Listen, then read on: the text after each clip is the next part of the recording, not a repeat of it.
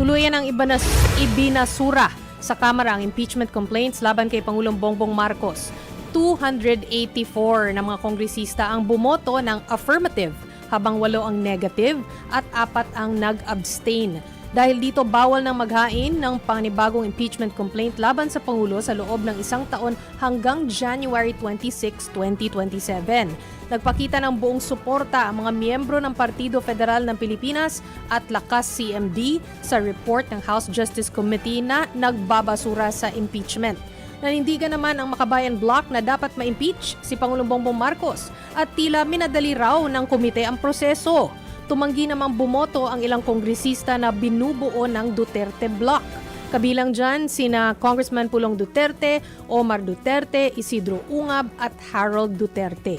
Git ng grupo, iniimpluwensyahan daw ng administrasyon ang plenaryo at nakatakda na raw ang resulta bago pa man magbotohan. Okay, sabi nga nila ng mga observers kanina o yung mga nag-monitor ng proceedings Ed and Chiki ay well expected na yun after what happened do sa komite.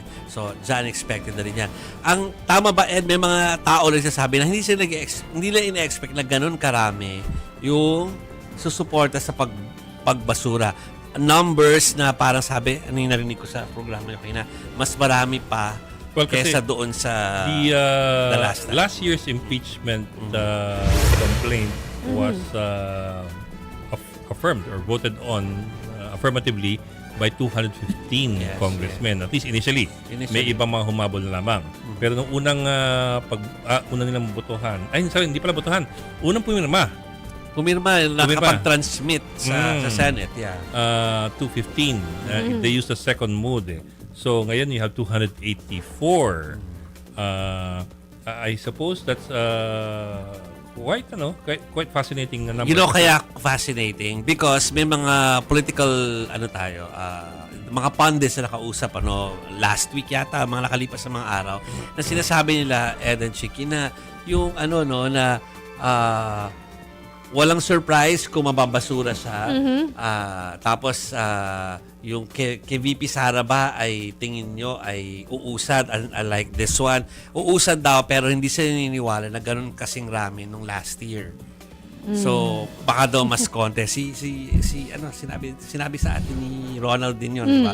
Mga konti daw yun. Mas konti na from yung mga tao. Pero sa composition, parang mas marami pa rin talaga yung malapit dahil sinasabi di ba? Nakapagka malapit na yung susunod na eleksyon. Naglilipatan na. But remember, these are two different impeachment complaints.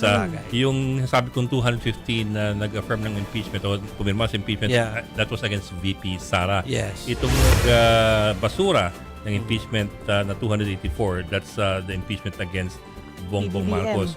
So, kahit paano, mas madaling ibasura ng mga pro-admin congressmen ang impeachment laban sa nakaupo na administrasyon kaysa sa one is more active one is more confrontational. Yung pag-impeach kay VP Sara medyo iba nuancing nun. Inano ko lang, inisip ko kasi kung totoo ba na naglilipatan na yung mga tao, pero hindi dito sa numbers na nakuha ni presidente, parang hindi pa. Well, it could just also mean that they don't want to be confrontational. It does not mean that they will at the same time vote to impeach Sara Duterte. Sa bagay. Iba umiiwas kang awayin yung presidente mo, iba yung aawayin mo yung vice-presidente. Kumbaga, ang tabayanan natin yung magiging boto kapag nasa plenaryo na rin yung kay VP Sara, di ba?